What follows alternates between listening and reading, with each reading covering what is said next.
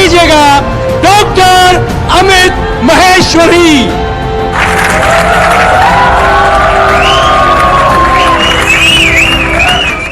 विश्वास करो वो सुनेगा। किसको ईश्वर पर विश्वास है? ईश्वर, अल्लाह, वाहेगुरु, जो भी हम जिसको भी हम मानते हैं अपने मन में, उन सभी पर हमें पूरा विश्वास है।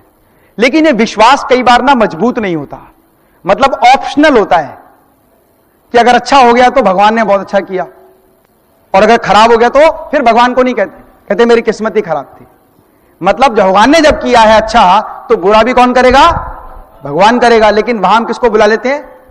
उनके दूसरे एजेंट को। किसको? किस्मत को। तो भगवान कहता है मैं केवल उनका साथ देता हूं जो सुख और दुख दोनों में मुझे याद करे। अच्छा हुआ तो मुझे याद करे ही करे, अरे बुरा हुआ तो भी मुझे ही याद करे। तो ये क्या हुआ? खुद में विश्वास रखना एक बहुत बड़ी बात है, और साथ ही साथ ईश्वर में विश्वास रखना उससे भी बड़ी बात है। एक बार एक व्यक्ति नास्तिक व्यक्ति था, और वो नास्तिक व्यक्ति को एक बार एक मौका मिला कि गुरु के आश्रम में जाके नई शिक्षा ग्रहण करने का उसको मौका मिला। और उस व्यक्ति ने डिसाइड किया कि मैं ऐसी योग्यता और शिक्षा हासिल करूंगा जिससे मैं जीवन के हर सफर पे, हर स्तर पे कहीं ना कहीं सफलता हासिल कर सकता हूं। और उस व्यक्ति ने गुरुजी के आश्रम में एडमिशन ले लिया, वहां पर अपना दाखिला करवा दिया। जब दाखिला करवाया तो गुरुजी के आश्रम का एक नियम था कि शिक्षा प्रारंभ करने से पहले, प्रशिक्षण प्रारंभ करने से पहले वो गुरुजी हर विद्यार्थी को ईश्वर की आराधना करने का समय देते थे। तो गुरुजी ने कहा हमें कम से कम 40 मिनट ईश्वर की आराधना करनी है। और जब आराधना हुई, एक दिन हुआ, उसने एडजस्ट कर लिया, चलो फर्स्ट डे है, सेकंड डे एडजस्ट किया, थर्ड डे किया, 5-7 दिन के बाद बोला गुरुजी मैं यहां पर शिक्षा ग्रहण करने आता हूं, ईश्वर की आस्था करने नहीं आता, मैं यहां पर शिक्षा ग्रहण करने आता हूं, मैं यहां पर प्रशिक्षण लेने आता हूं। और वो व्यक्ति धीरे धीरे गुरुजी से कहने लगा कि मेरा 40 मिनट का समय बर्बाद ना कराएं। तो गुरुजी ने कहा कोई बात नहीं बेटा, आप ईश्वर पर विश्वास नहीं करते, लेकिन जिस दिन कोई घटना ऐसी घटेगी तो ऑटोमेटिकली आपको ईश्वर पर विश्वास हो जाएगा। और उस व्यक्ति ने कई वर्षों का अनुभव किया, पूरी शिक्षा ग्रहण की, और शिक्षा ग्रहण करने के बाद वो अपने राज्य में चला गया, वहां बिजनेस करने लगा। और जब बिजनेस करने लगा तो बिजनेस तेजी से बढ़ने लगा, बहुत अधिक प्रॉफिट कमाने लगा। लेकिन उस समय भी उसको ईश्वर पर विश्वास नहीं रहा, उस व्यक्ति को विश्वास नहीं था। लेकिन बहुत अच्छा प्रॉफिट कमाने के बाद भी एक दिन रात को वो व्यक्ति अचानक उठ गया, और उठ गया तो उसका ऐसा ख्याल आया कि गुरुजी आज बड़े तकलीफ में हैं। वो लगता है गुरुजी को कोई प्रॉब्लम है। मैंने सुना है कि गुरुजी की सुनने की क्षमता कम होती जा रही है, गुरुजी बहुत ज्यादा बीमार हैं। उसको ऐसा महसूस होने लगा, लेकिन वो रिलैक्स करके सो गया। नेक्स्ट डे भी ऐसा ही हुआ, थर्ड डे भी ऐसा ही हुआ, और तीसरे दिन वो इतना बेचैन हो गया कि उसको लगा क्यों ना एक बार गुरुजी से मिला जाए। और जब उसने डिसाइड किया कि एक बार गुरुजी से मिला जाए, तो उसके मन में एक विचार आया कि जाते समय गुरुजी के लिए गुरु दक्षिणा के रूप में कोई गिफ्ट लेकर जाना चाहिए। यस और नो? और उसने सोचा कि गुरुजी के लिए क्या गिफ्ट लेकर जाऊं। तो उसके मन में विचार आया अब तो बहुत बुजुर्ग हो गए होंगे, अब हो सकता है उनको सुनाई कम देता हो सकता है उन्हें दिखाई कम देता हो सकता है उनको चलने में परेशानी हो। तो उनके लिए एक स्टिक ले ली, और साथ ही साथ एक हियरिंग एड ले ली, कान में सुनने की मशीन, और पीने के लिए एक बोतल ले ली पानी।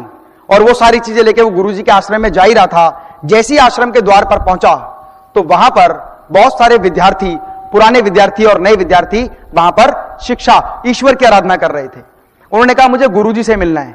तो उन बच्चों ने कहा गुरुजी तो अब यहां आते ही नहीं है, वो तो आश्रम में लेटे रहते हैं। तो पूछा क्यों? कहते गुरुजी की तबीयत बहुत ज्यादा खराब है। उन्होंने कहा मुझे गुरुजी से मिलना है। गुरुजी के पास गए तो एक विद्यार्थी बताता रहा साथ साथ चलते चलते कि अब तो गुरुजी की हालत ठीक नहीं है, उनको चलने में प्रॉब्लम होती है।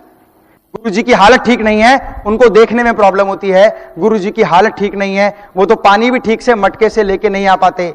गुरुजी की हालत ठीक नहीं है, गुरुजी को ठीक से सुनाई नहीं देता। और जैसे ही वो गुरुजी के केबिन में एंटर करता है तो गुरुजी वहां पर बैठे होते हैं और अपना बहुत साथ में पेपर रखे होते हैं, और पेपर्स में देखता है तो एक डॉक्टर का पर्चा होता है। जैसे ही वो व्यक्ति डॉक्टर का पर्चा निकालता है तो वहां लिखा होता है कि चलने के लिए स्टिक का सहारा लें, और बार बार मटके पे पानी पीने के लिए जाना आना है तो जाने आने की तकलीफ ना उठाएं, एक बोतल रखें। और अगर बोतल के साथ साथ आपको सुनने में प्रॉब्लम है, बच्चे आपके आवाज लगाते रहते, तो एक हियरिंग ऐड लगा लें। और जब गुरुजी ने ये बात कही कि भाई पता नहीं, लेकिन मैं अपने आश्रम का पैसा, विद्यार्थियों का पैसा अपने ऊपर खर्च नहीं कर सकता। लेकिन ये सारे विद्यार्थी ना मानते नहीं है मेरी बात। 4 दिन से लगातार प्रार्थना की जगह ईश्वर से आराधना कर रहे हैं कि हे ईश्वर, कोई ना कोई ऐसा यंत्र बनाओ, कोई ना कोई ऐसी शक्ति हमें दो कि कोई ना कोई व्यक्ति आके दान में ये चीजें दे जाए। और जैसे उस व्यक्ति ने इस बात को सुना, उसके रोंगटे खड़े हो गए। उसको समझ में आया कि ईश्वर की शक्ति में बहुत अधिक ताकत है, ईश्वर की आस्था में बहुत अधिक ताकत है। और जैसे ही उस व्यक्ति ने डॉक्टर का पर्चा उठाया, ठीक वही कंपनीज के नाम लिखे हुए थे कि हेयरिंग एड किस ब्रांड का लेना है, बॉटल किस तरह की लेनी है, कौन सी कंपनी की स्ट्रिक लेनी है। और वो देखता है कि उसकी गाड़ी में वही सारा गिफ्ट रखा हुआ है। ईश्वर पर विश्वास रखें। जो लोग ईश्वर पर विश्वास रखते हैं, जो लोग अल्लाह पर, वाहिगुरु पर, गॉड पर विश्वास रखते हैं, उनकी हर वो आराधना पूरी होती है जो वो पाना चाहते हैं। लेकिन इस बात पर निर्भर करता है कि क्या आपकी विश्वास की शक्ति इतनी दृढ़ मजबूत है कि आप जो चीज पाना चाहते हैं उसके लिए बिल्कुल 100% पूर्ण विश्वास के साथ लगे हुए हैं या नहीं। हम में से हर व्यक्ति सफलता पाना चाहता है, यस और नो? यस और नो?